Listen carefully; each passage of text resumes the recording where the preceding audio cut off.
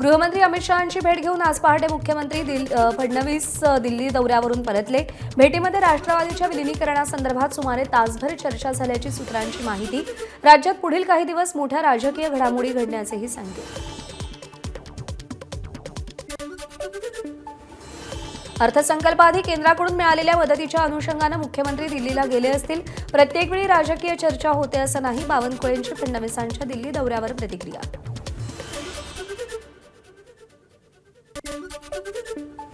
मुख्यमंत्र्यांच्या दिल्ली दौऱ्यानंतर उपमुख्यमंत्री सुनेत्रा पवारही आज रात्री दिल्लीला जाणार। सुनेत्रा पवार उद्या दिल्लीत पंतप्रधान मोदी, गृहमंत्री शहांची भेट घेणार। दौऱ्यामध्ये सुनील तटकरे आणि प्रफुल्ल पटेलही सोबत असतील। उपमुख्यमंत्रीपदी शपथ घेतल्यानंतर सदिच्छा भेटीसाठी जात असल्याची उपमुख्यमंत्री कार्यालयाची माहिती।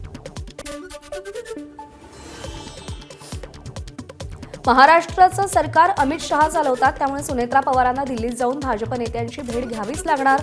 खासदार संजय राऊतांचे टीकास्त्र।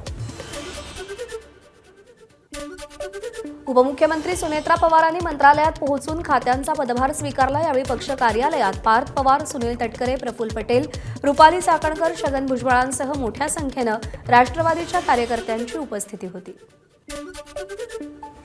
अजित पवारांची जागा कुणीही घेऊ शकत नाही, मात्र त्यांचा वारसा पुढे नेण्याचा प्रयत्न करणार। खात्यांचा पदभार स्वीकारल्यानंतर सुनेत्रा पवारांची एक्सवर पोस्ट। महाराष्ट्राच्या हितासाठी निष्ठेनं आणि समर्पणानं कार्य करत राहणार, पोस्टमध्ये उल्लेख। उपमुख्यमंत्री सुनेत्रा पवारांनी सिद्धिविनायकाचं दर्शन घेतलं। यावेळी पार्थ पवार, प्रफुल्ल पटेल यांच्यासह सुनील तटकरे आणि राष्ट्रवादीच्या पदाधिकाऱ्यांचीही उपस्थिती। उपमुख्यमंत्री सुनेत्रा पवारांची चैत्यभूमीला भेट। खात्यांचा पदभार स्वीकारण्याआधी सुनेत्रा पवारांकडून चैत्यभूमीवर बाबासाहेबांना अभिवादन।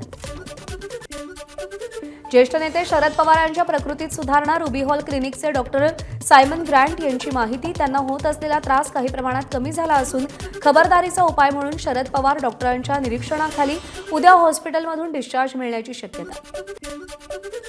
दरम्यान पंतप्रधान नरेंद्र मोदी यांचा शरद पवारांना फोन, तब्येतीची विचारपूस केली। आज सकाळी पंतप्रधानांनी पवारांना फोन केला। संरक्षण मंत्री राजनाथ सिंग यांच्याकडूनही पवारांच्या तब्येतीची विचारपूस करण्यासाठी फोन। राज्य मंत्रिमंडळाची थोड्याच वेळात बैठक। अजित पवारांच्या निधनानंतरची ही पहिलीच मंत्रिमंडळ बैठक। बैठकीला उपमुख्यमंत्री सुनेत्रा पवार पहिल्यांदाच उपस्थित राहणार।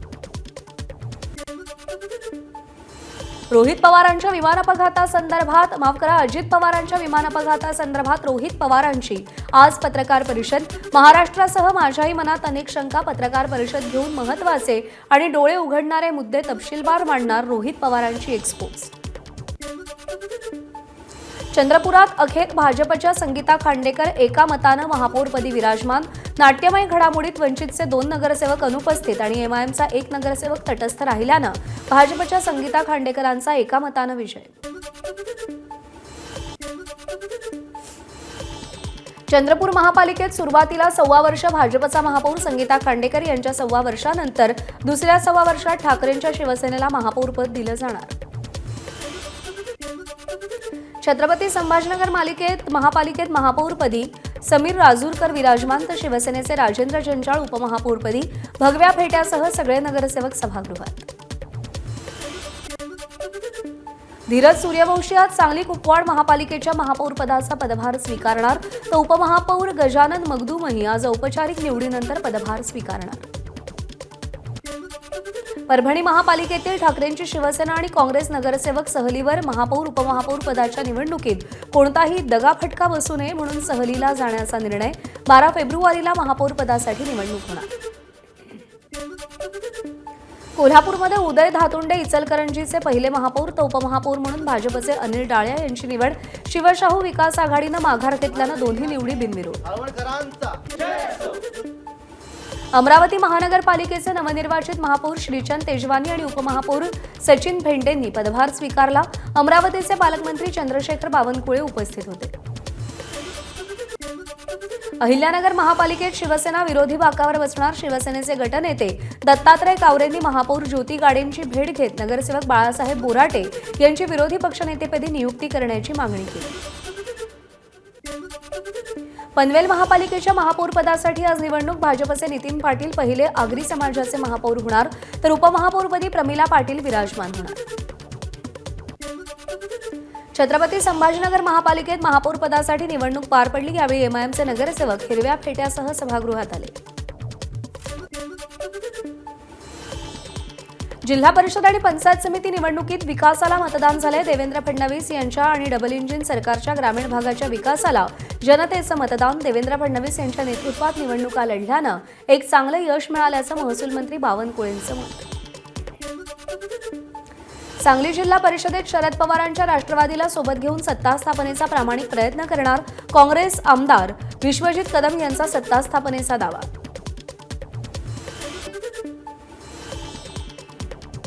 सांगलीच्या आटपाडीमधील दिघंची जिल्हा परिषद गटातील विठलापूर पंचायत समिती गणातून तृतीयपंथी उमेदवार विजयी।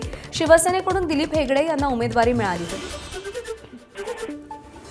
भंडारा जिल्ह्यातील 148 ग्रामपंचायतींवरती आता प्रशासक राज नियोजित निवडणुका लांबणीवर पडल्यामुळे ग्रामपंचायतींचा कारभार प्रशासकांच्या हाती सोपवण्यात येणार।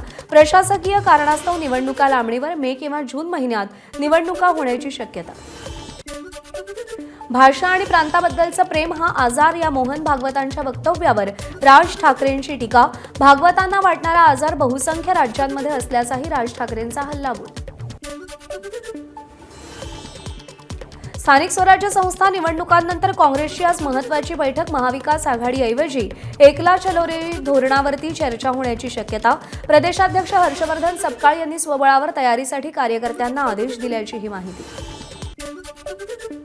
राज ठाकरेंच्या शिवतीर्थ निवासस्थानी मनसेची आज बैठक। बैठकीमध्ये संघटनात्मक विषयांवर चर्चा होणार। बैठकीत पक्षाच्या पुढील धोरणांवर चर्चा होण्याची अपेक्षा।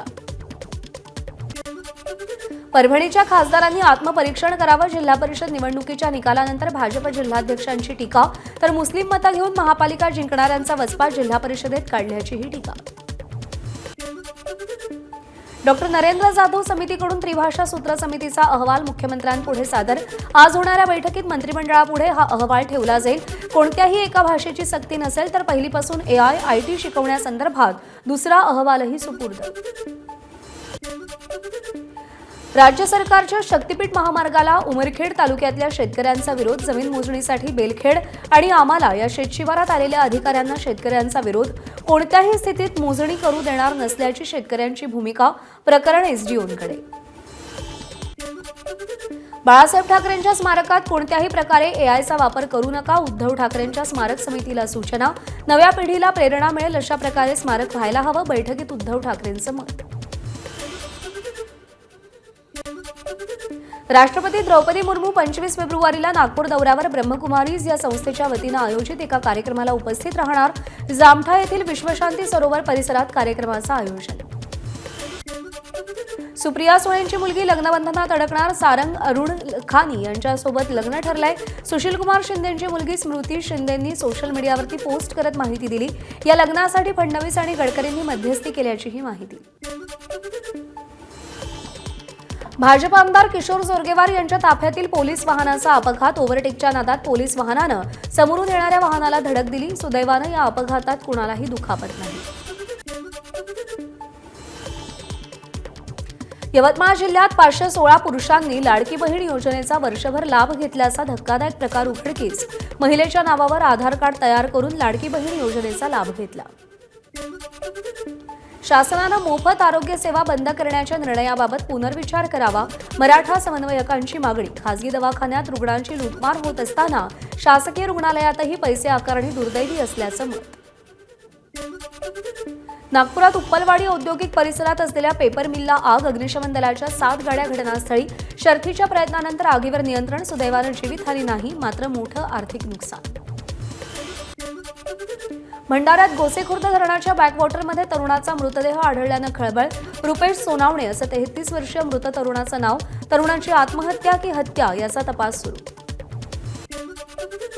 विरार शहरात रस्त्यावरील पाणीपुरीच्या ठेल्यावर साप आढळल्यानं खळबळ। व्हिडिओ सोशल मीडियात व्हायरल। त्यामुळे शहरातील उघड्यावरील खाद्यपदार्थांच्या स्वच्छतेसंदर्भात आणि नागरिकांच्या सुरक्षेचा प्रश्नही ऐरणीवर। मुंबईमध्ये बंद घरात चोरी करणाऱ्या सराईत आरोपींच्या टोळीला आरे पोलिसांकडून अटक। गोरेगाव पूर्वेतील आरे कॉलनी परिसरात बंद घरात घरफोडी करून आरोपी अहमदाबादमध्ये फरार झाले होते। वाशिमच्या ब्रह्मा गावाशेजारी असलेल्या ऋषी बार रेस्टॉरंट मतदान प्रक्रियेअंती बंद. मतदानात बंदच्या बाजूनं 553 तर सुरूच्या बाजूनं 14 मतं. महिलांसह नागरिकांचा विरोध होता. अनेक तक्रारीनंतर रेस्टॉरंट बंद करण्यासाठी मतदान झालं. मुंबईमध्ये पूर्व द्रुतगती मार्गावरील वसंत राणीचा बहर यंदा अखेरचा ठरणार. विक्रोळी ठाणे दरम्यानच्या पूर्व द्रुतगती महामार्गाच्या विस्तारीकरणासाठी 706 झाडं बाधित होण्याची शक्यता. 315 पेक्षा जास्त झाडं तोडली जाणार आणि उर्वरित झाडांचं पुनर्रोपण होणार. कोल्हापूरजवळच्या राष्ट्रीय महामार्गावर 4 किलोमीटर लांबीचा उड्डाणपूल होणार. बांधकामाला मंजुरी दिल्याची माहिती. केंद्रीय मंत्री नितीन गडकरी यांची एक्सवर माहिती. 913 कोटी रुपयांचा प्रकल्प. पंचगंगा नदीवरील उड्डाणपुलामुळे शहरात येणाऱ्या महापुराचा धोका टळणार. वर्धा रसूलबाद रस्त्याची चाळण. सततच्या अपघातामुळे नागरिकांना मोठा त्रास. देवळी पुलगाव मतदारसंघात रस्ता दुरुस्ती रखडलेली. केवळ दलालीपुरती रस्त्याचं काम आहे का? नागरिकांचा सवाल. महाराष्ट्र राज्य माध्यमिक आणि उच्च माध्यमिक मंडळातर्फे घेण्यात येणाऱ्या 12वीच्या परीक्षेला आजपासून सुरुवात. 15,32,487 विद्यार्थी परीक्षेला बसणार. 18 मार्चपर्यंत परीक्षा चालणार. एबीपी माझा, उघडा डोळे बघा नीट.